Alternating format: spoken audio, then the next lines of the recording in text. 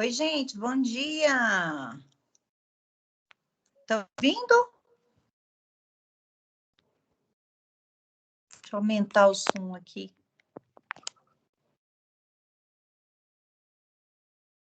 Juscelito, Luiz, vocês estão me ouvindo? Alto-falante, acho que sim. Vamos ver só aqui rapidinho o estágio. Na aula de hoje, conforme prometido, eu vou ler o enunciado para vocês e vou tirar algumas dúvidas que me enviaram. Aí, se vocês tiverem dúvidas a mais, por favor, me digam. O enunciado 5 tá bem assim. O enunciado 5 da última peça que o professor Francisco colocou. Vamos lá. Vou ler para vocês. Onde que começa?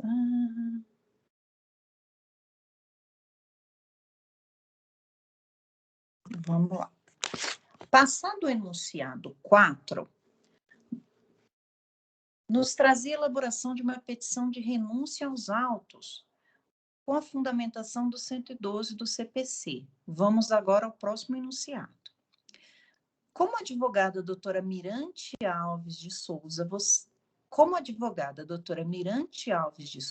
você foi nomeada nos termos do convênio da OAB, SP e a subseção de Taboão da Serra.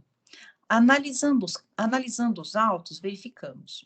Houve audiência de instrução e julgamento em que a vítima ouvida disse que o autor dos fatos realmente foi Bartolomeu da Silva, em razão do reconhecimento fotográfico realizado na delegacia. Não foram ouvidas outras testemunhas. Bartolomeu foi ouvido antes da acusação. Na audiência, foi convertida as alegações finais da defesa em memoriais. Foi intimado no dia 3 de maio de 2021. Propõe a petição cabível dentro do prazo legal, contando a data do fato como último dia. Vamos lá, então, verificar aqui essa nossa situação, minha gente. Primeira coisa, nós temos que verificar que houve aqui uma nulidade quanto à sequência dos atos. No procedimento ordinário, como que acontece?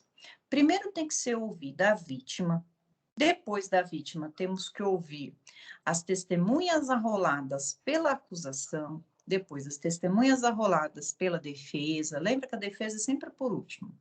Depois, perícia, se tiver algum esclarecimento de perícia, acariações, se alguma testemunha tiver que ser acariada, colocar cara a cara. E o último ato da instrução sempre vai ser a oitiva, o interrogatório do acusado. O interrogatório do acusado é meio de prova e meio de defesa. Então, o acusado, além de ter direito de participar, ele tem o direito de participar, de estar ali presente, ele pode não querer se manifestar, querer permanecer em silêncio, já que quem faz a defesa, quem precisa fazer, o ônus da prova é o Ministério Público. Então, se o Ministério Público não conseguiu provar nada, ele pode se sentindo, ele tem o direito, nem vai se sentir no direito, ele tem o direito de permanecer calado. Ponto. Então, a gente teve aqui uma inversão nós tivemos uma inversão na ordem. Por quê? Porque o acusado, ele tem que falar por último, já que a gente tem que saber tudo que estão falando contra a gente para que a gente possa se manifestar. E não foi isso que aconteceu, ele falou antes. Então, o que nós vamos fazer nessas alegações finais aqui?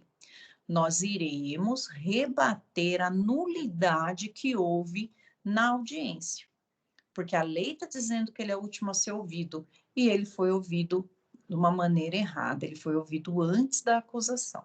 Então, já tenho esse erro aqui. A peça, vou ter que fazer memoriais escritos. Os memoriais, em regra, eles são orais, né? A parte vai ter 20 minutos para oralmente dizer quais são as defesas, o que aconteceu na audiência de instrução e julgamento, mas o juiz converteu em memoriais escritos.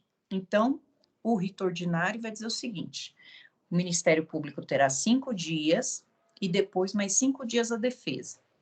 Depois que a defesa apresenta, temos a sentença. E a sentença, aí sim, o juiz tem 10 dias para fazer a sentença. Então, a gente conta, ó. Eu fui intimada para apresentar a minha defesa final dia 3 de maio. Dia 3 de maio é uma segunda-feira. Então, vamos ver aqui, né? 3 de maio é uma segunda. Então, no processo penal, ao artigo 7, acho que é 738, gente, confira depois, ele vai falar sobre os prazos, são corridos e eu excluo o primeiro dia e incluo o último. Então, ele foi intimado de segunda-feira.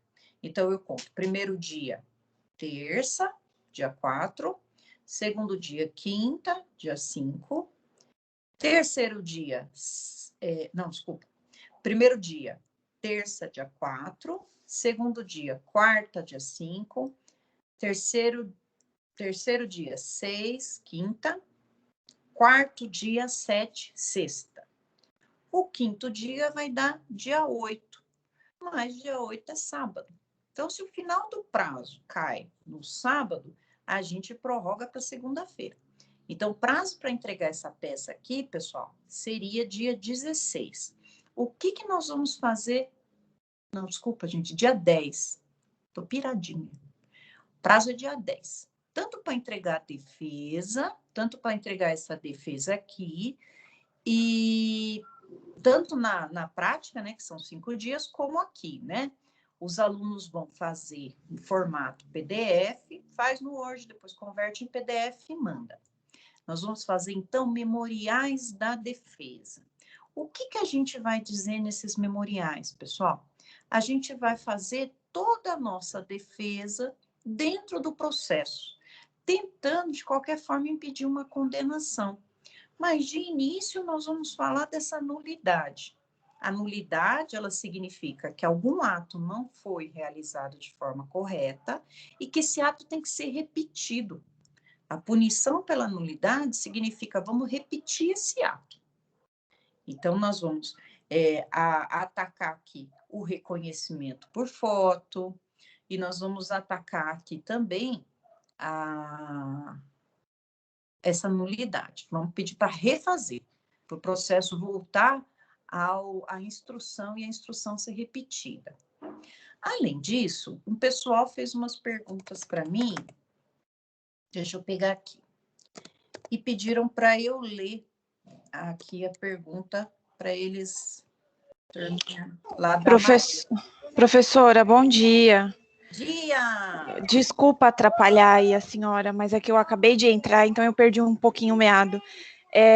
Essa atividade que nós vamos fazer, a gente vai fazer uma peça de memoriais finais, seria isso? Isso. A gente vai fazer, seria a última defesa por escrito. Isso. Tá bom. Tá? Aí deixa só eu ver se eu entendi. Então, a gente vai ter que precisar falar primeiramente sobre a nulidade, atacar aquele reconhecimento, atacar o reconhecimento por foto, que na verdade nem deveria ter sido condenado por isso, né? Ele por não foto. Foi condenado ainda. Ele não é denunciado por foto e pedir para o processo voltar à instrução. Isso. Tá, então eu entendi certinho. Obrigada. Nada, meu bem. Deixa eu só ler aqui a pergunta. É necessário petição para habilitação nos autos? E se nessa petição pode fundamentar pedido referente à defesa? É necessária a procuração do advogado dativo? É necessário contrato com o dativo? Lá vamos nós. A situação do aluninho. Então, vamos aqui. Qual que é a dúvida do aluno, né? A dúvida do aluno é a seguinte. Na petição anterior de habilitação nos autos, eu preciso fazer, nessa petição nova, está lá, o professor Francisco fez um enunciado dizendo que agora é um novo advogado. Colocou um nome lá que eu nem lembro o que é. Aí o aluno está com a dúvida seguinte: eu preciso habilitar esse novo advogado? A resposta é não. Essa habilitação do advogado dativo, minha gente, ela é feita por ofício. que significa isso? Como o advogado anterior, né, rescindiu o contrato, não está mais advogando para ele, e ele tem o direito de ter uma defesa, o juiz vai mandar um ofício para a OAB, que tem convênio com a Defensoria Pública, e esse convênio dá advogados do Estado, né? Eu ia falar da dativo, mas não vou falar da dativo para não ficar redundante, mas acabei falando. Preciso de ter uma procuração? Não, porque esse ofício, quando respondido, ele já vai ser respondido com a procuração. Então, a procuração já vai estar nos autos, na prática. Na prática, quando a gente quer saber, né, se a pessoa tem advogado dativo ou não, a gente vai nos autos. E a resposta do ofício da OAB já é uma procuração. Então, a primeira resposta do aluninho ou aluninha que mandou para mim de manhã, né? É necessário habilitar nos autos essa petição? Não é necessário. Esquece a habilitação de procuração de dativo, não tem. Depois, é necessário, pode fundamentar referente à defesa naquela anterior, que é só uma habilitação dizendo que estou advogando agora. Não, eu só vou colocar na minha petição que eu estou me habilitando como advogada. Nessa daqui, eu vou fazer as alegações finais. Eu vou falar sobre tudo que aconteceu no processo e a minha intenção, galera, é que o juiz absolva. Então, eu vou usar todos os argumentos que eu posso atacar. Eu vou falar sobre nulidades, eu vou falar sobre o mérito, eu vou explicar tudo. Eu quero até achar o enunciado inicial para a gente falar de tudo. Então, vamos ver aqui. É necessária a procuração do dativo? Não. É necessário o contrato com o dativo? Não também. O contrato do dativo é entre a Defensoria Pública e o advogado, nunca com o cliente. Então, maravilha. Aqui, então, eu respondi as perguntas aqui. Deixa eu ver se eu acho o enunciado número 1 aqui para a gente contextualizar. Se vocês tiverem mais perguntas, gente, pode falar aqui, que a minha intenção é deixar essa aula gravada para o pessoal que está sem poder participar, tá? E eu estou falando no celular porque eu estou na casa da minha mãe, então eu estou improvisando aqui. Se der algum problema, não conseguirem ouvir, é só me dar um grito. Então, deixa eu ver se eu acho o enunciado 1. Eu vou fazer a procura aqui. Enunciado 1. Porque a gente está contando uma história só, né? Então, nós vamos ter que desenrolar esse novelo aqui, desde o começo. Como se a gente estivesse pegando o processo e indo lá no começo. Vamos ver se eu acho aqui. Ó, então, deixa eu ver aqui se eu achei.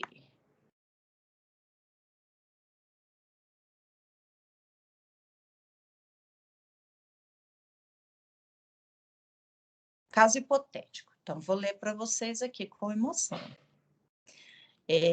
Aí, todas as dicas que eu disser para vocês colocarem na petição de vocês, tá? Bartolomeu da Silva, solteiro, ajudante pedreiro, nascido dia 6 de março de 2002, portador da cédula de identidade tal, procurou você como advogado, tá? Relatando que fora procurado pelo oficial de justiça porque tinha praticado um crime dia 5 de janeiro de 2021. Peraí, se o Bartolomeu nasceu dia 6 de março de 2002, dia 5 de janeiro de 2001, quando foi o fato, ele era menor de 21. Então, eu já guardo aí que eu tenho uma atenuante da minoridade aqui. Por quê? Atenuante de minoridade está no artigo, se eu não me engano, está lá no 65, inciso 1º, por ali, a gente vai pedir essa minoridade aqui. Você, como advogado precavido, recebeu esse escritório para consulta inicial e cobrou 407, respeitando a tabela. Pediu o número do processo para olhar o caso. Entretanto, quando o cliente passou esse número, o sistema apareceu o seguinte, tem que ter senha. O que você faz? Beleza, aqui tem que ter senha. Aí, eu vou me habilitar.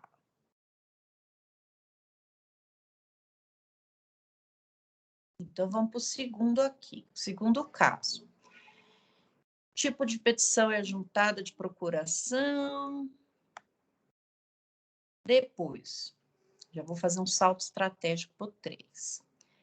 Pedro Álvares Cabral, no enunciado 2, acabou o prazo e ele havia esquecido de juntar a procuração. Eu quero saber qual foi o fato típico. Aí aqui está falando sobre... Achei. Aqui está falando no enunciado 2 sobre procuração. Vamos ver o que consta no inquérito policial, porque é isso que a gente vai rebater. Consta do inquérito policial que Juscelia Fernandes vinha andando pela Rua dos Aflitos, Parque Pinheiros, Taboão da Serra, quando foi abordado por um sujeito de estatura mediana, cor parda, boné amarelo, oportunamente, violência, é um roubo, né? Com simulacro de arma. Constrangeu, pegou nas partes íntimas dela. Ao chegar na delegacia, olhando os arquivos policiais, reconheceu sem sombra de dúvidas Bartolomeu como autor do crime. Oportunidade em que o delegado de plantão, sem ouvir mais ninguém, em razão da evidência do reconhecimento, indiciou. Fim do inquérito, o delegado realizou um minucioso relatório e encaminhou para o judiciário. O promotor de justiça, lendo os autos, ofereceu a denúncia para responder o processo criminal e, dessa forma, acusou pelo artigo 157, parágrafo 2º e o 213. Tá. Então, qual que vai ser a nossa defesa, pessoal? Eu sei que isso aqui teve uma modificação, mas a gente vai falar o seguinte, que ele tem que ser julgado na defesa, né? Aqui que leva a gente a crer tem lá no 386 do CPP, a gente vai pedir a absolvição dele por falta de provas. Por quê? Como é possível condenar uma pessoa simplesmente por um reconhecimento fotográfico, né? Além disso, então eu tenho aqui, primeira tese, eu vou falar sobre a nulidade do crime, do processo, já que a ordem estabelecida na audiência não foi seguida. E aí a gente usa uma tese principal e as teses subsidiárias, né? Então, primeira tese preliminar da nulidade.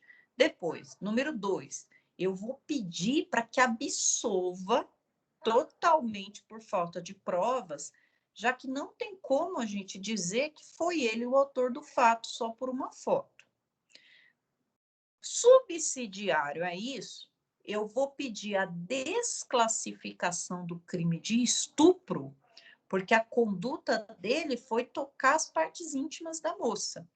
Não é o do 213. Depois leiam o 215 e vejam se enquadra melhor. Então, eu quero desclassificar. Do artigo 213, eu desclassifico para o 215, que a pena é menor. Digo para o juiz que o enquadramento seria esse. Já que a gente não se defende do artigo, a gente se defende dos fatos. E o fato narrado não condiz com o estupro, mas com o crime do artigo 213, que é a importunação ofensiva ao pudor. Depois, ele estava com uma arma de brinquedo. Eu não posso colocar a causa de aumento de pena da arma de fogo. A arma de brinquedo, ela não tem capacidade de atirar, né? Ela é de brinquedo. Então, nós vamos pedir a desclassificação para o artigo 157 caput, na modalidade simples, né? Sem essa causa de aumento de pena, já que aqui está falando 157, parágrafo 2º. O que mais? Caso, então, o juiz não entenda por absolver, eu vou pedir a desclassificação do crime de estupro para o atentado ao pudor, né, 215. Acabei de falar o nome Iuris, esqueci. Desclassificar para o caput do artigo 157, tirar essa história de arma de fogo e, na hora da aplicação da pena, reconhecer a atenuante da menoridade relativa. Uma circunstância que sempre diminui a pena é a menoridade relativa. Dá uma olhadinha lá no artigo 61, 62, 63, 64, 65, lá estão as circunstâncias agravantes e atenuantes. E verifiquem se é caso de de oferecer a ele uma atenuante de pena. Ele ficou calado, né? Ele não ofereceu. Não, ele não ficou calado, ele falou, né? Se vocês entenderem que ele confessou, também peça a confissão. O que mais? Eu acho que só. E pede, então, eu vou pedir a nulidade, a absolvição, e se o juiz não entender, a desclassificação. No penal é sempre assim. A gente coloca teses subsidiárias, caso o juiz não acolha a primeira, tem mais. E aí, galera, vocês conseguiram entender? Esse é o estágio 3 e 4. Quando eu entrego segunda-feira por e-mail. Se tiver alguém com estágio de outra matéria, também fique à vontade aqui para perguntar para mim. Então, vamos lá. Roberta, Maurício, Antônio. Pode falar. Professora, eu vou precisar rever esse vídeo depois, porque eu estou no estágio e estou ouvindo a aula, então deu uma bugadinha na cabeça. Tudo bem, eu vou deixar gravado, daqui a pouco eu mando. Estou aqui fazendo uma petição de um divórcio, então eu estou meia atrapalhada. Tá bom, tudo bem. Então, depois você olha lá eu vou deixar para vocês, daqui a pouco eu posto no grupo. Maurício, Antônio, mais alguém, galera? Mário, só estou enxergando esses. Juscelito, alguma dúvida quanto a isso? Prazo segunda-feira. Ah, gente, a pedido da doutora Gabriela, identifiquem-se, coloquem o seu nome completo no e-mail, coloque o CPF, se possível, a petição em PDF, e a petição, quando não tiver jeito, a doutora Gabriela responde mandando refazer. Se ela não respondeu para refazer, é porque sua peça foi aceita. Combinado? Ah, eu ia te perguntar isso. Que bom. É muita coisa, então, tá Roberta. É muita coisa. Então, se ela devolveu o e-mail falando que a peça não tem condições, vai refazer, aí sim. Se não, fica em paz.